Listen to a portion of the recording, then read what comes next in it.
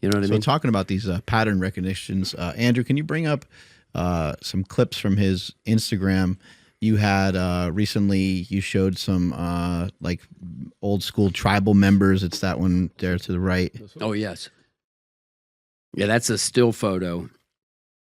I think some of this is interesting. You see the guys with their feet pointed out, and we may have heard different things from various people and stuff like that. So what are some of your thoughts about, I don't know, just the way that people should walk or the way that people should stand, and what capacities should we have, or what should we be looking at?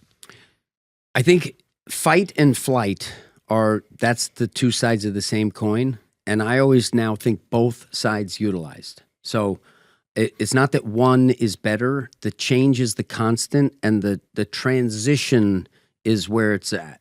Right. So to say like, oh, well, they always have to be this way or they always have to be that way, I think that's just fundamentally wrong. It's not accurate, because depending upon the activity and depending upon the person and their own individual, idiosyncrasies.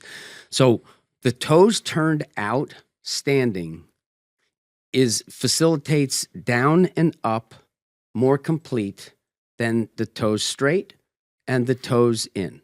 Okay. And vertical displacement is my first priority.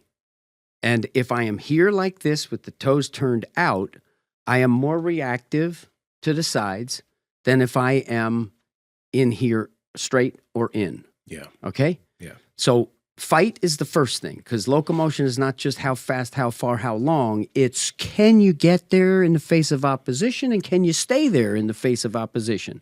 So I thought it was interesting that all those magnificent warriors who are able to, provide and protect with sticks, right? Mm-hmm.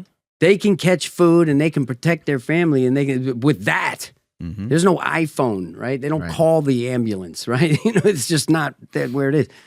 It's interesting that is their resting posture in that standing position.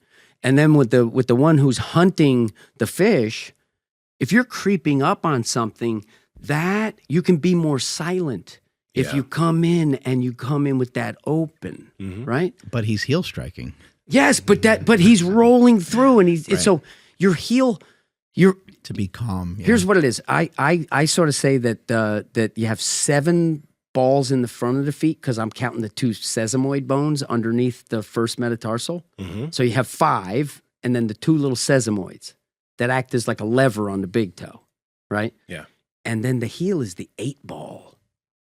You're going to dunk a ball, 2-footed jump. You're going to slam on that heel. You stop everything, and then boom, you turn horizontal into vertical. You set up that other leg. It's like it's fork and knife. It's it's the ball and the bat, the pitch and the hit. Mm-hmm. So the handedness of one helping the other. The heel is a huge factor in movement. So this idea that you never want to be in your heel, like, what are we talking about? And why are we saying it? Like, what the hell are we talking? Look at basketball. You're using your heel. Look at skateboarding and surfing. You're putting weight in your heel. Yeah. Right? It's just, so realism and Mike Tyson, you all got a good plan till you get punched in the nose. All right, well, let's deal with getting punched in the nose. Let's not just make a plan without factoring that in. So, and it's interesting, the old military knowledge, right? They used to do Indian club kind of stuff. They used to do calisthenics, where it's about getting over a wall. It's about monkey bars, getting there as fast as you can. Mm-hmm. Where everybody, they weren't jacked and stuff, but they were lean and mean, and they could move a lot better than the average mean today. Mm-hmm. Okay? When they line them up, the painted footprints are turned out. Because why? If you're a soldier in my army, you're going to stand there, you're going to know vertical, and you're going to know flank. And you can always just rotate and pivot the back one. Now you turned in, right? So the Weck method logo, it's up and down, right? That's gravity. That's where and when. That's the constant, right? I can build on something if it's the same. The North Star is the North Star. If it changes, I don't know where I am. So that vertical, and then the outward is that wrapping. You get the supination, the pronation, the external torsion, the internal torsion, and that's why I drew the logo. Mm-hmm. I created that logo as a meaning for that. So The primitive is just a look back to when it mattered. Your physical prowess was literally what defined whether or not your family lived or not. Yeah. And the cue that I like to use is up the stakes. Who's going to eat tonight? Play it again. You didn't eat yesterday. Who's going to eat tonight? Play it again. You got kids. Who is going to eat tonight? If we're on a boat and we don't eat for 5 days, you look like a hamburger and I look like a hot dog. I'll DoorDash it. Get it shipped to me. Right? So eating in the Chinese acupuncture meridians, the 12 meridians of the organs, it starts with the lungs, okay? The breath. Makes sense, right? But guess where it starts, that meridian? In the stomach. What's the key to a man's heart? The stomach. We all got to eat. Yeah. My gut says. My gut says, exactly, right? Where's all that serotonin and where's all that stuff? It's in the gut. My gut feeling. You hear people say that, right? You feel it yourself. We've all had a gut feeling where you just, whoa, like I got a gut. I'm going to cross the street. I like this other clip too. Andrew, can you bring up, David was showing a long jumper from years ago.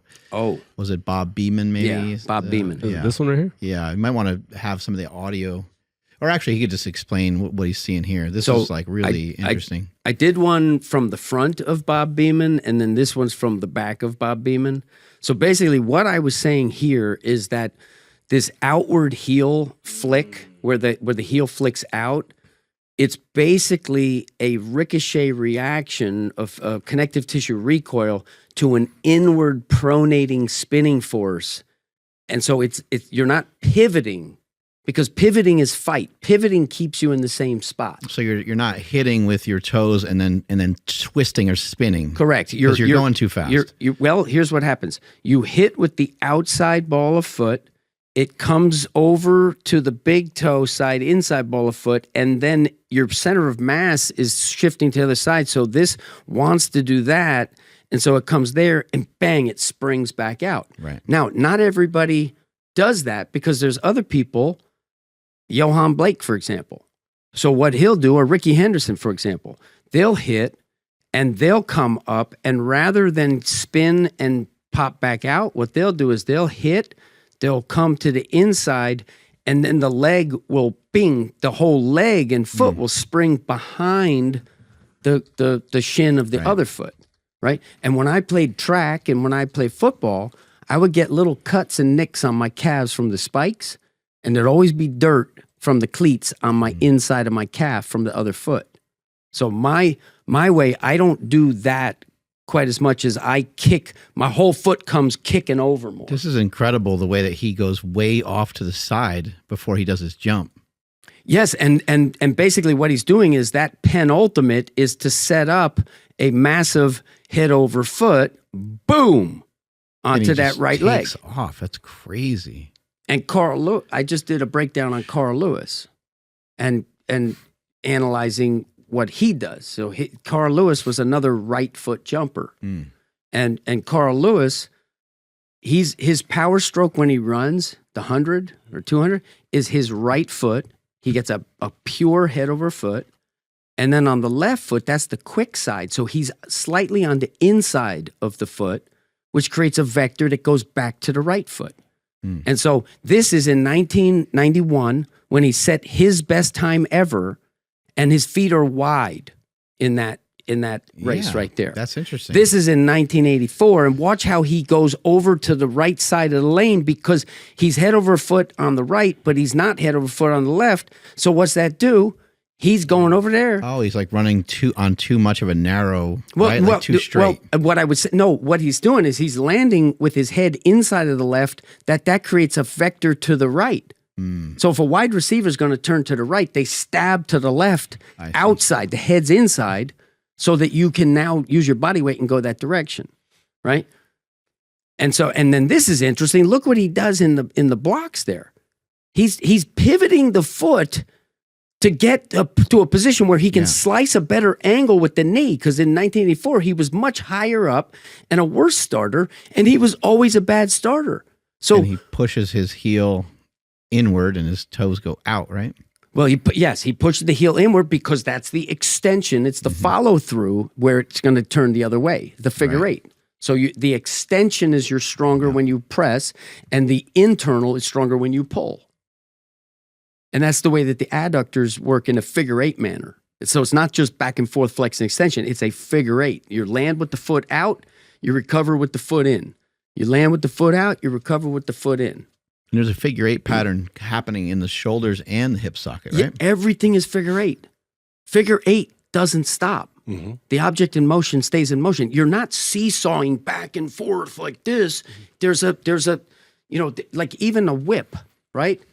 Somebody on Twitter said like, okay, well, the core brace is akin to the handle on the whip, so that the whip can move.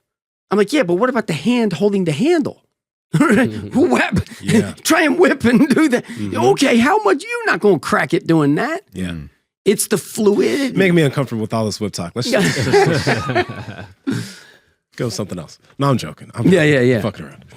Power Project family, how's it going? Hope you're enjoying the episode. And this episode is brought to you by Merrick Health, the premium telehealth clinic from Derek from More Plates, More Dates. Now, if you've been wanting to get your blood work done, or if you wanted to get your blood work analyzed by a physician, Merrick has your back on that. And Andrew, can you tell them how to do that? Yeah, absolutely. So if you guys know exactly what labs you want to get, you guys can load them all up into your cart, and at checkout, enter promo code PowerProject10 to save 10% off all labs. But if you're like me and you're not sure exactly where to start, you guys can get the Power Project panel. You guys can head over to merrickhealth.com/powerproject, and you guys will see a whole panel of like over 26 different labs, everything from head to toe that you're going to need to know what's going on under the hood. And again, to get in on that, head over to merrickhealth.com/powerproject, and at checkout, enter promo code PowerProject to save $101 off of that entire panel. Links to them and all the information down in the description, as well as the podcast show notes. So even when people walk, you identified this head over foot stuff from watching a lot of sprinting and running and maybe even just walking. But when I talk about it, sometimes I think people are, I don't even know what people are thinking, but sometimes, people might say, oh, you don't know shit about running, or you're new or whatever. But I'm just sharing that you have mentioned these things to me. I have implemented them, and they feel really good. And it feels like and seems like it's working well for me. And then when I do share it out with other people are like, I've been trying that, and I noticed that it feels good. Yes. The other thing that I like about it is it just seems to be something to even just play with. So even if somebody is a runner and they already love the way that they run, they love their own pace and the way that they move or whatever, I think all those things are great, but I think it's also just fun to explore. Just try different things. What I would say is that I always want to operate on that Elon Musk first principles physics, okay? So if you have a system, whether it's a machine, mechanical, or a biological organism like us, balance is how you get to optimization. If the tire's not in balance, it wears out quick. If you balance it, you get 60,000 miles or whatever you get, right? So balance is the priority. If I am moving my body straight and I am in a position where my head is inside of my foot and I freeze the frame, I am in an unsustainable position. An unsustainable position requires that there is some compensatory tension to try to prevent you from collapsing down. And it's so beneath your awareness that it's the straw that the camel ain't gonna feel until there's 10 million of them. You see what I mean? And you're achieving the objective. I walked to the fridge, I got the Budweiser, I opened the door and got the pizza. What's the problem? Right? But it's not that economy of, when I work with an athlete, I'll ask him, I say, okay, when is your next competition? Oh, it's in 3 weeks. All right, well, we're going to work after that, okay? Because I'm not the one who's going to put you in no man's land, trying to teach you something too quick. All right, so that's one thing. And then it's, okay, my objective is effortless power. We're going to reduce it so that it's effortless, and that's how we're going to fill the cup. If we start stacking all this stuff on top of effort, well, you didn't take the time to lay the foundation true. Yeah. You'll never build as high. You'll never go as far. And the chance for injury goes way up. And I have a theory, okay? My theory is that this incredible, ridiculous explosion in non-contact injuries with the most athletic people in the world running along, and suddenly they collapse and they need surgery. It's like, what the hell? You never see a cheetah do that. You never see a lion just run and just a collapse with a big joint injury. That's happening to athletes like flies. Yeah. And it's, okay, is it the shoes? Is it the surface? Well, it happens on an NBA court when sneakers and smooth. Happens on a football field with cleats and a turf. All right, it's happening in both. All right, so is it that? Well, I don't know. What are they doing in the gym? And since 2007, that is when it became like the declaration that the scientific definition of core stability was a straight braced spine because the proximal stiffness creates distal athleticism. And all it was a simple conflation of big bilateral lift strong, where there's an axial load on the body, where you do want the barrel and you do want it braced and you don't want it to change. Yeah. The squat and the deadlift. And I like squats and deadlifts, so I'm not one of them functional guys, right? Yeah, barbells are bad. Yeah. Being strong, yeah. Yeah, come knock me over, right? And so they conflated that axial loaded strategy. Jesus, did he injure himself on that Yeah, sprint? so the combine. I didn't see that one. Man, he got hurt. Yeah, bad. he's a lineman, but you know exactly what you're talking about. Hamstring pull, though. Mhm. Man. Well, and who knows on that reason? A hamstring is different than a joint. Like a joint there's no excuse, right? A hamstring could be whatever. The guy drank last night when he shouldn't have, right? But we're seeing the non-contact injury all over the place. And my theory is that if you are literally, every rep you do is programming the nervous system and creating tissue change, right? So it's both. Right? There's a neural adaptation to the coordination of the act, and then there's a physiological response into the, in relation to the stimulus. Yeah. Okay?